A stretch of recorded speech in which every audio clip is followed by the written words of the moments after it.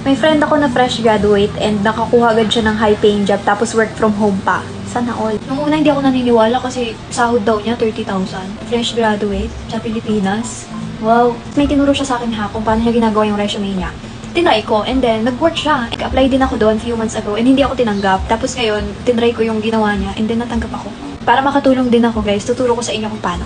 So first thing is go to Google and type mo lang to, blackbox.ai. So ayan, click natin.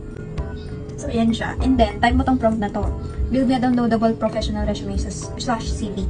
And then ang gagawin mo is i-input mo dito yung details mo, yung pangalan mo, yung educational background mo, yung experience mo, yung skills mo.